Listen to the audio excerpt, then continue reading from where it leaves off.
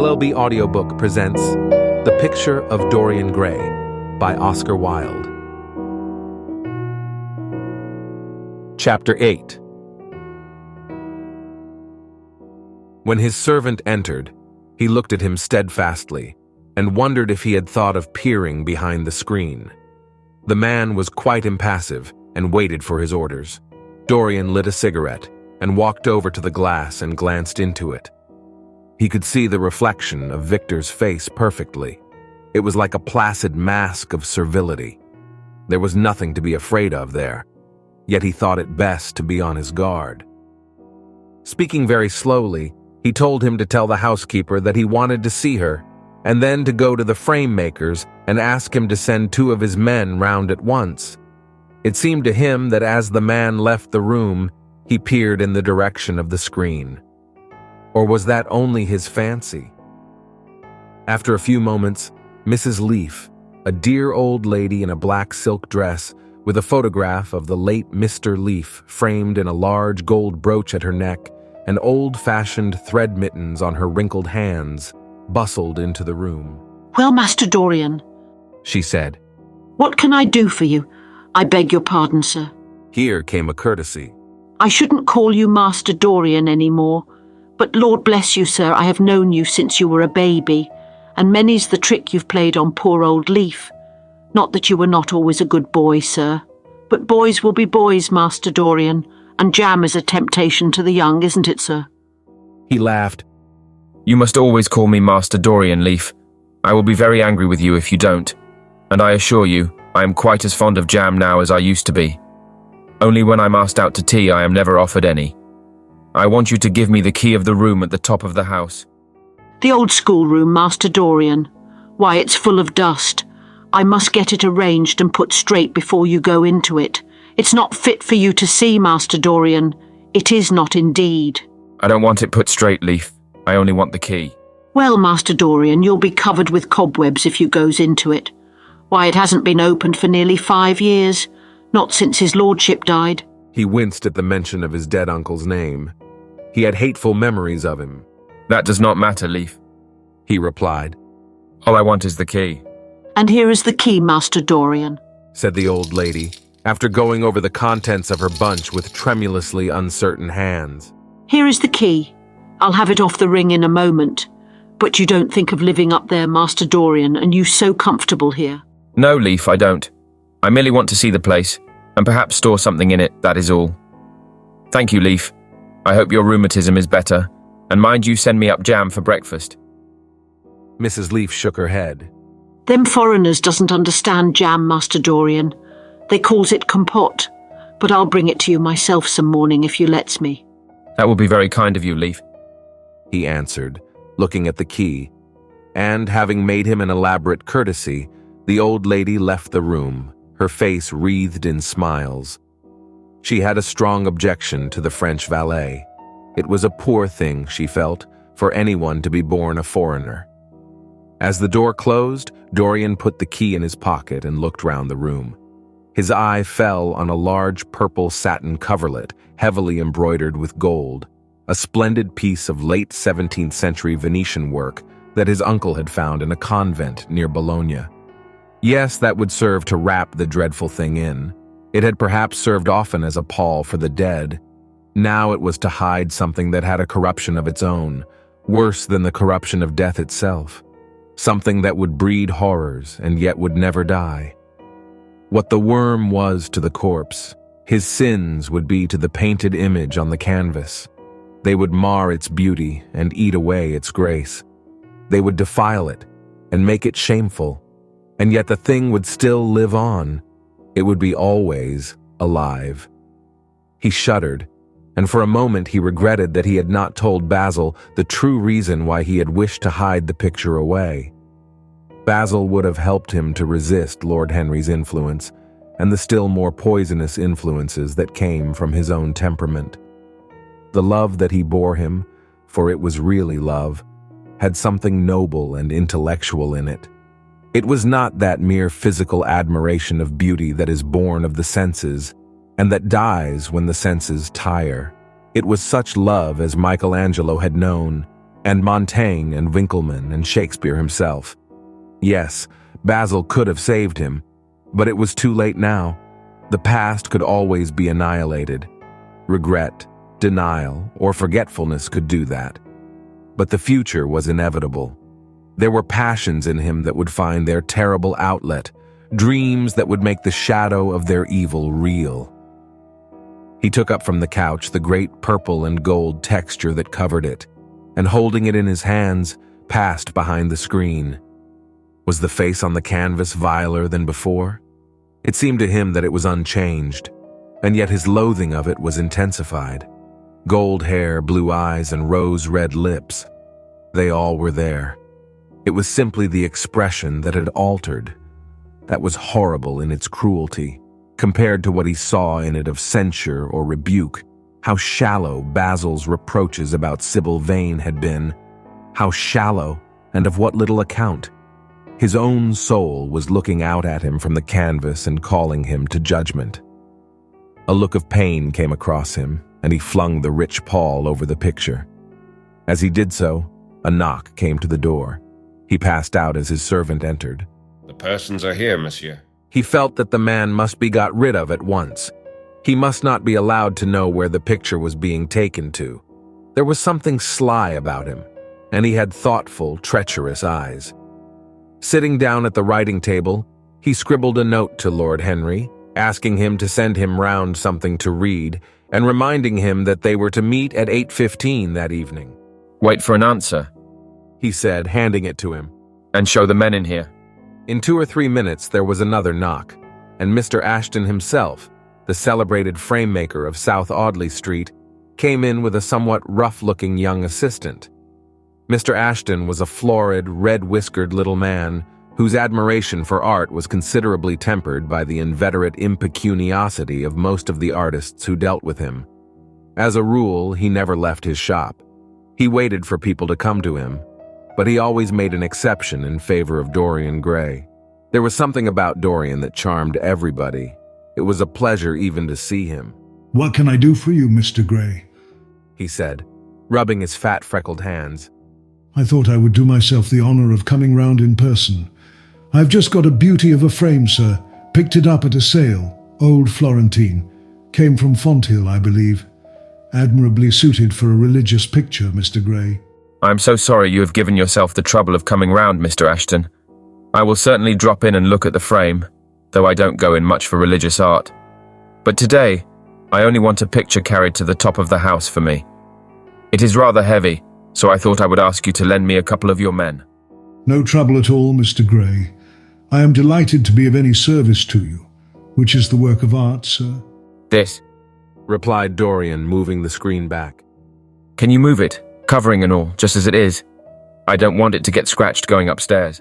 "There will be no difficulty, sir," said the genial frame-maker, beginning with the aid of his assistant to unhook the picture from the long brass chains by which it was suspended. "And now, where shall we carry it to, Mr. Gray?" I will show you the way, Mr. Ashton, if you will kindly follow me. Or perhaps you had better go in front. I'm afraid it is right at the top of the house. We will go up by the front staircase, as it is wider. He held the door open for them, and they passed out into the hall and began the ascent. The elaborate character of the frame had made the picture extremely bulky, and now and then, in spite of the obsequious protests of Mr. Ashton, who had a true tradesman's dislike of seeing a gentleman doing anything useful, Dorian put his hand to it so as to help them. "Something of a load to carry, sir," gasped the little man when they reached the top landing, and he wiped his shiny forehead. A terrible load to carry, murmured Dorian, as he unlocked the door that opened into the room that was to keep for him the curious secret of his life and hide his soul from the eyes of men. He had not entered the place for more than 4 years, not indeed since he had used it first as a playroom when he was a child, and then as a study when he grew somewhat older. It was a large, well-proportioned room, which had been specially built by the last Lord Sherard for the use of the little nephew, whom, being himself childless, and perhaps for other reasons, he had always hated and desired to keep at a distance. It did not appear to Dorian to have much changed. There was the huge Italian cassone, with its fantastically painted panels and its tarnished gilt moldings, in which he had so often hidden himself as a boy. There was the satinwood bookcase filled with his dog-eared schoolbooks. On the wall behind it was hanging the same ragged Flemish tapestry where a faded king and queen were playing chess in a garden, while a company of hawkers rode by, carrying hooded birds on their gauntleted wrists. How well he recalled it all. Every moment of his lonely childhood came back to him as he looked round. He remembered the stainless purity of his boyish life, and it seemed horrible to him that it was here that the fatal portrait was to be hidden away. How little he had thought in those dead days of all that was in store for him. But there was no other place in the house so secure from prying eyes as this. He had the key, and no one else could enter it. Beneath its purple pall, the face painted on the canvas could grow bestial, sodden, and unclean. What did it matter? No one could see it. He himself would not see it. Why should he watch the hideous corruption of his soul? He kept his youth. That was enough. And besides, might not his nature grow finer after all? There was no reason that the future should be so full of shame.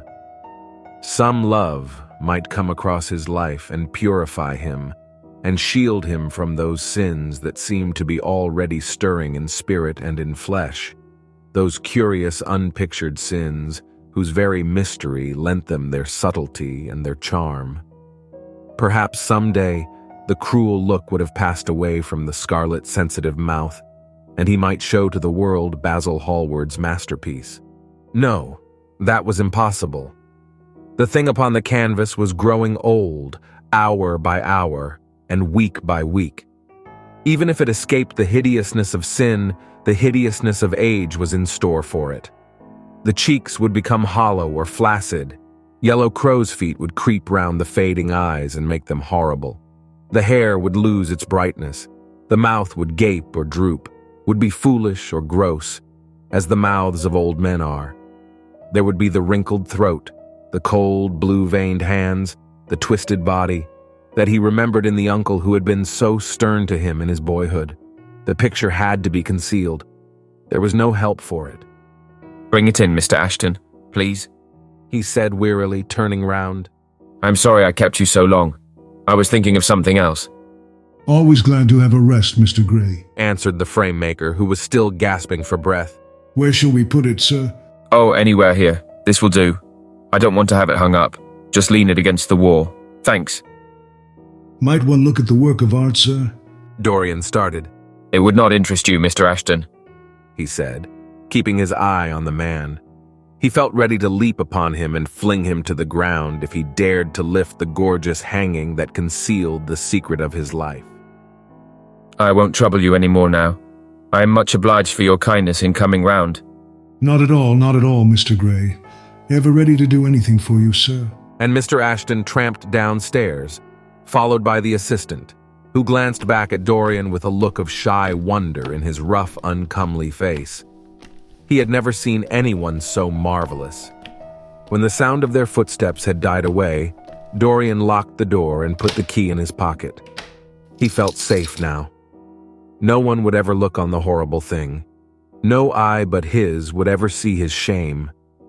On reaching the library, he found that it was just after 5 o'clock, and that the tea had been already brought up.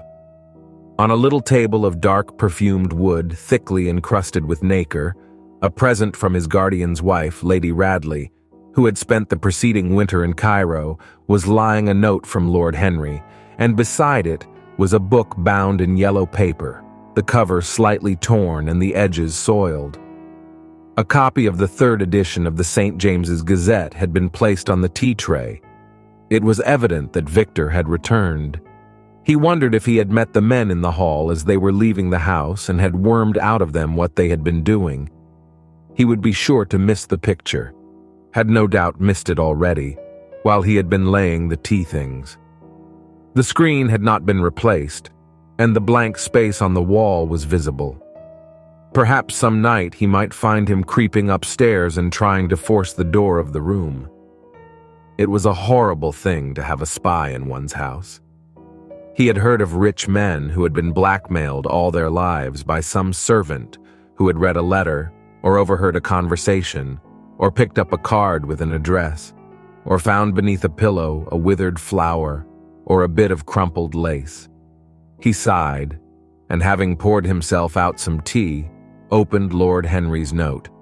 It was simply to say that he sent him round the evening paper, and a book that might interest him, and that he would be at the club at 8:15. He opened the St. James's languidly and looked through it. A red pencil mark on the 5th page caught his eye. He read the following paragraph. Inquest on an actress. An inquest was held this morning at the Bell Tavern, Hoxton Road, by Mr. Danby, the district coroner, on the body of Sibyl Vane, a young actress recently engaged at the Royal Theatre, Holborn. A verdict of death by misadventure was returned. Considerable sympathy was expressed for the mother of the deceased, who was greatly affected during the giving of her own evidence, and that of Dr. Birrell, who had made the post-mortem examination of the deceased. He frowned slightly, and tearing the paper in two, went across the room and flung the pieces into a gilt basket. How ugly it all was, and how horribly real ugliness made things.